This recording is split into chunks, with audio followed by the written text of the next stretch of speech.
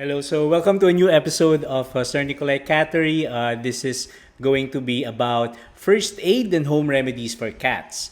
And for today, we're going to have a packed episode because we're going to be discussing a few things like how do you know if your cat is sick, some first aid for coughing, cat's dandruff, home remedies for fleas, ear mites, cat diarrhea, cat's hair loss, scrapes, wounds, cat's allergies. So a lot of those. And so this is Sir Nicolay, and for today we're going to learn something new.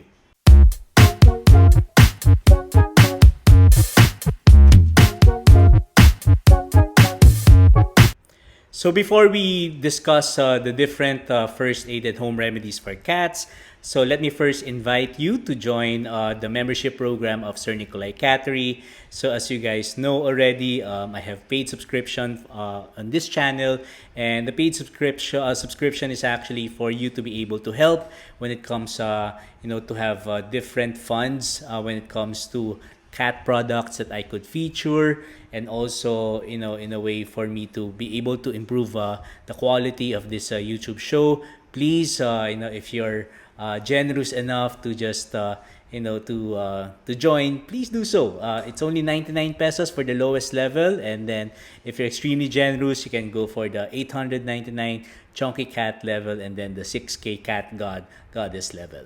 Okay, so let's now proceed to our topic for today. So, in of course, knowing what home remedies and first aid to give to our cats, we have to know first if our cat is sick, right? So you have to be looking at these signs. So one of the easy signs to see if your cat is sick is that your cat has weak appetite. So if your cat has is not eating like normally, then maybe your cat is sick. Although, of course, your cat might not just like the food, but if all food, your cat is not feeling, eating those food, then maybe your cat is sick. Then the physical appearance. So you can look at your cat, and then if the coat or the hair of the cat is, looks dry, dull, or dirty, unkempt, maybe that's those are signs that your cat is sick. Next one, if your cat is licking himself or herself too much, you would, that's usually a sign that the cat is sick, excessive grooming of a cat.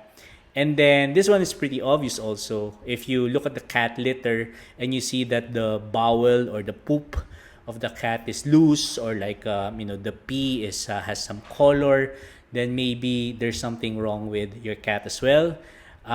Next is if you check the mouth of the cat and then you see that the gums are discolored, or like there are spots on the gums and they're not pink, so your cat could be sick. And also, of course, if you see that the eyes and the ears are dirty, have mucus, or like have ear mites, or like different parasites, so definitely that's a sign that the cat is sick. And finally, temperature check. If your cat has a very high temperature, so that is for cats. Cats are 3 degrees Celsius more warm than us, than human beings. But if the cat's temperature is already exceeding 39.2 Celsius or 102.5 Fahrenheit, though that's definitely a temperature for a sick cat. Okay? So for today, we're going to be looking at the different ways how to help our cats whenever they're sick. Okay? But of course, let me just give you a bit of disclaimer for today's episode. And some of my disclaimers are these things that I will discuss for today are they should be skipped, and you should go immediately to the vet if the situation is already severe. So if the situation is really bad, like your cat is really just so warm, very hot body temperature, and then there's a lot of vomiting, or like very severe condition, then just go directly to the vet. Okay. Some word of warnings also. Human medications are not safe for cats, and I would say majority. A lot of cats are poisoned by human medication. So please do not apply what you would give yourself. Okay, so our cats are not human beings; they're fragile, smaller animals. So therefore, do not self-medicate. So self-medicating is not just for human medications, but even for, like, let's say, animal medicines. Do not just pick one that you feel is good for you. So always make sure that everything that you do would be approved by a vet. Okay, and that also, by the way, includes a lot of things that you might learn from the internet. So even actually me, if you doubt me, then do your research. Google is free, so you can just Google and look it up. Double check if whatever you hear, medication, first aid, and home medications are good. So Google yourself. Okay, so that's a very important disclaimer for today. I am not a vet. I am merely a cat lover, and I this channel is basically for also for cat lovers like yourselves. But it would be nice always to double check. Okay, but these are the things that I researched in the past few days. So for our episode today, so I've done a lot of research, so a lot of websites. So I consulted at least 15, 20 websites to put what's in this presentation today. Okay, so with that already out of the way, so let's look at the different situations or like conditions of cats. So let's start first with the first aid for cats coughing. Okay, so when it comes to cats coughing, I learned this term just earlier today. The coughing of the cat can actually be categorized either as productive or non-productive. And by productive, that means they produce, fluid and other matter. And when it's that, what that means is that that's usually a sign for further sickness. Okay? Because sometimes the non-productive cat coughing would mean that there's just something stuck in the throat of the cat. Okay? So therefore, if it's productive coughing, so that could usually be accompanied by other types of diseases. So like, for example, if there's fever also, sneezing, watery eyes, you have already to go to the vet because that's not just cough. That's just one of the symptoms of probably a bigger health condition. But if you notice that if your cat is sort of like pawing, its throat, then maybe there is something stuck in the throat of the cat, and that is where you can come in. So what should you do? Just open open the mouth of your cat. Make sure that you don't get bitten, and then just visually look if there's something stuck in the throat of the cat. Okay. So maybe you can just use a tweezer or something to actually remove whatever is lodged or stuck in the throat. But be careful because whatever you put in the throat of the cat might injure your cat. So just be careful if you're removing something stuck in the throat of the cat. Okay, so that's first aid for cats coughing. So again, if it's severe, go to the vet. But if it's just something stuck in the throat of the cat, you can physically remove it. Okay, next, let's talk about dandruff. Okay, so cat dandruff, there are some home remedies that I can tell you about that, but let's first try to understand it. So, dandruff is sometimes confused with another term, and that term is dander. Okay, now the similar thing about dandruff and dander is that they're both dead skin, right? That we can find in the cats. But dander is actually normal because our cats would shed some dead skin. But dandruff is not normal because dandruff is usually a sign that our cat's body is reacting to something. So it could be allergies, it could be parasites that are in our cats, and then sometimes they're stressed also. That's why they get dandruff. And finally, even weather conditions, like if your cat has been under the sun for a long time, sunburn, or like if the weather is dry, so that is usually a sign also that could give your cats dandruff. Okay, so in these cases, let's tackle first the easiest cases. So with dry weather, sunburn, obviously just make your cat go indoors for, against sunburn. But for dry weather, having a humidifier can actually help your room get less dry. So therefore, a simple humidifier would be fine. Okay, but it's a different topic if what is causing your cat to have dandruff are parasites. So this topic is then connected to the next topics, and that is, first let's talk about cat fleas because there are different types of parasites that are in our cats. Okay, so first, one parasite that could infest in your cats are fleas. So fleas are horrible. And this is coming from a personal experience because last year there was a time when I had difficulty, removing the fleas of some of my cats. And the only real solution that I could tell you right now is spot-on treatments. So spot-on treatments are for me the best. They really remove the fleas that time for my cats because if you don't actually treat it very early, the infestation is a nightmare. It can actually there could be so many fleas in your cats in your room actually or in your house if you don't treat it very fast. Okay, so what are the signs that your cats have fleas? Obvious signs would be presence of fleas on your cats, but excessive scratching will be there. Self-grooming or like your cat is licking itself all the time. There might be dandruff, like I mentioned earlier, and then on some rare cases, even wounds. So like flea bites are there. Other physical manifestation, you might see also flea dirt. They look like sand, dusty black things. Those are signs that your cat has fleas. So what can you do? My suggestion first, maybe even before the spot on treatment and everything, is try to really just clean your place. So you can vacuum, you can wash, you can disinfect. There are other people who would spray apple cider vinegar around the house to actually remove also, because the fleas they hate vinegar, apple cider vinegar, actually.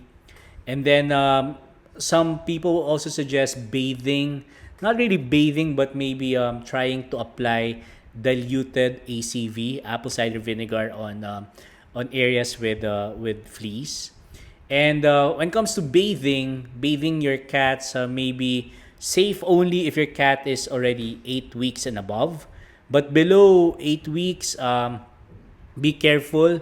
Maybe the best thing to do would be to try to bathe your cat from neck down. And the reason why it's like that is because you don't want foreign, chemicals entering the eyes and the ears of the cat. Safest is probably unscented liquid washing soap or baby shampoo. Anything that is safe for extremely sensitive skin, I think is great for cats, baby cats also. Okay, but I would say also, if you don't really use anti-flea shampoo for cats, those are actually good as well. If you want to ask me actual shampoo, I use Mycocide, Mycocide, Mycocide for my cats. And finally, super important word of caution: never ever use anti-flea for dogs for cats. It's not good. Okay, it's toxic. It could kill your kittens. Because but for adult cats, not as toxic, but for small kittens, very dangerous. Okay, so those are some of the ways how fleas can actually be killed from your cats. Another parasite that we can discuss also for cats is that of ear mites. And when it comes to ear mites, if you don't know what ear mites are, they don't look like insects at first. Like when you look at the dirty ears of cats that have ear mites, they look like plain dirt, like a really ground sometimes even a bit murky, sort of like dirt, in cat's ears. And when that actually happens, your cat could be in danger of a lot of possible problems. So the ear mites can, especially if it's really bad, it could actually start smelling.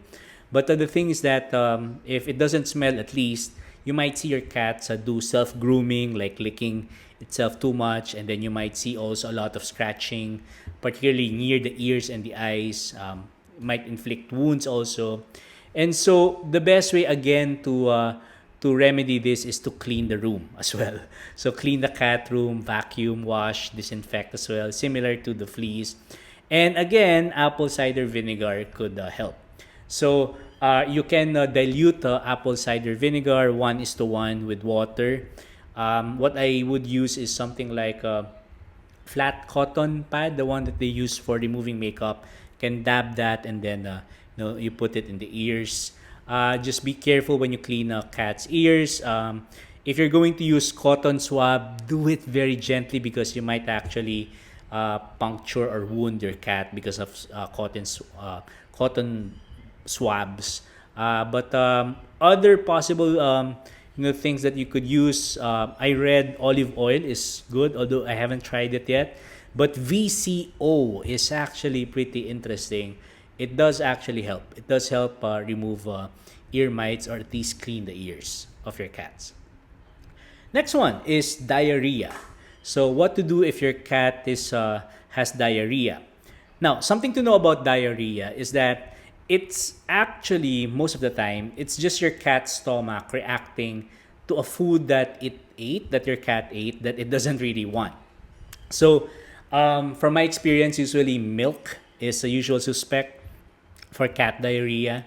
So, my suggestion for those of you who are breeders, or like you have small kittens at home, stop feeding milk that has lactose. So, human milk, or like any milk that's designed for humans, don't feed those.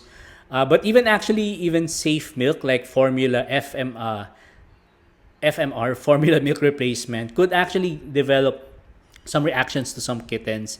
So when that happens, then your kittens or your cat starts having diarrhea, like loose stool, and start vomiting.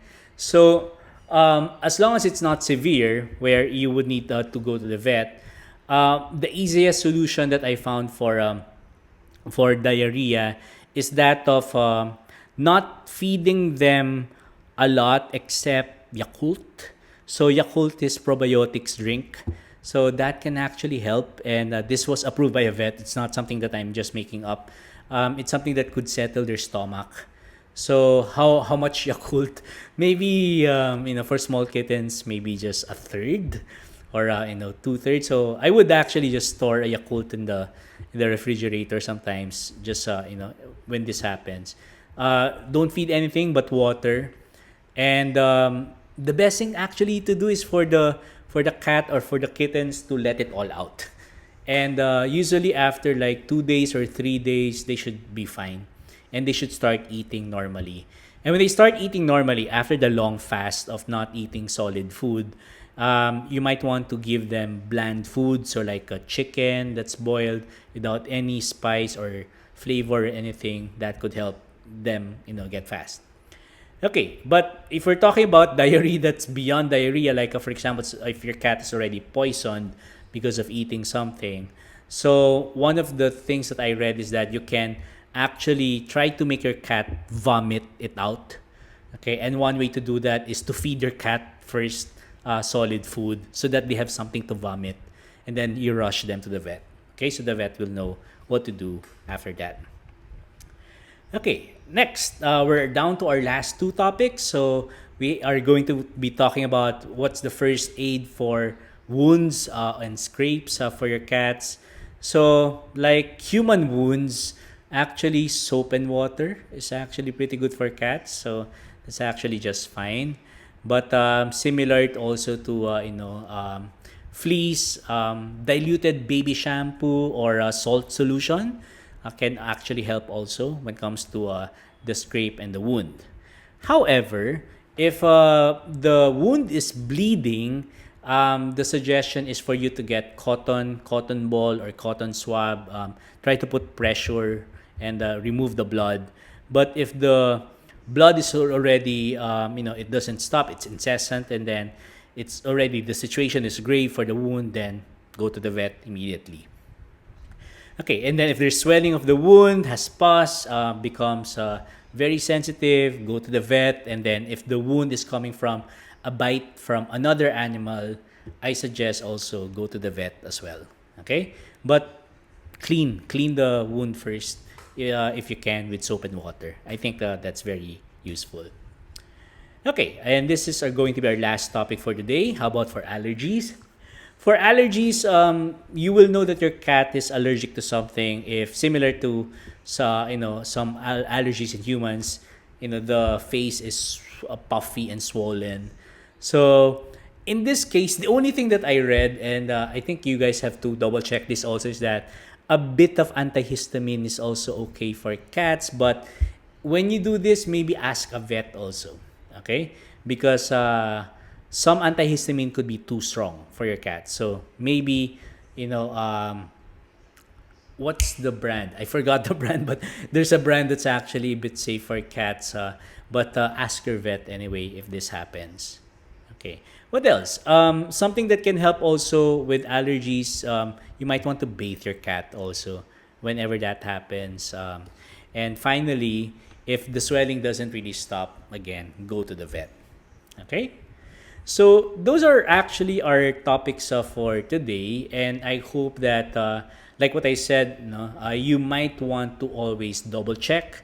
You might want to be on the safe side, because a lot of the things that we discussed for today is really just about making sure that you have something to do once something happens to your cats. Okay, but how can you prevent those things from happening? Well, for me, healthy diet for your cats, very important. So I've already made a lot of videos about good cat food. So please do watch them, and because you might learn something new about what you're feeding your cats.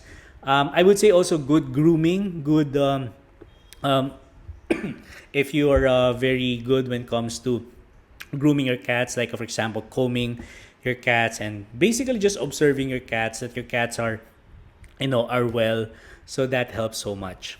Okay, but let me re-emphasize that the first aid remedies and the first aid, the home remedies that I discussed, are only good for urgent treatment. But please, whenever things are severe, go to the vet. Okay, I always read from some Filipino Facebook cat groups. Usually the thing that they always say is that they don't have money for vet. Okay, and normally the best advice that we could give is that if you don't have money for the vet, you can try these, but please just try to go to the vet first. Okay, sometimes the vet consultation is it's not as expensive actually.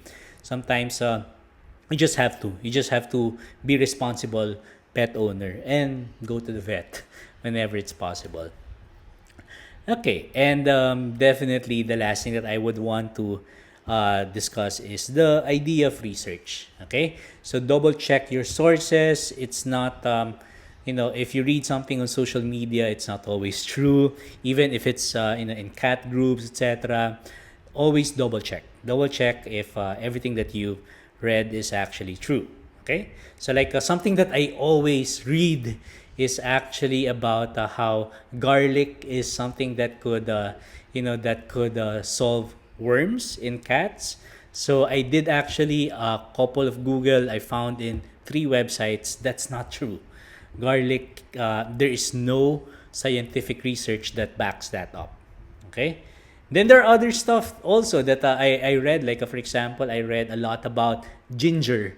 So again, it's not something that's backed up by science. So it's strange that we read all of these things, but please do your research, okay, before you do anything to your cats.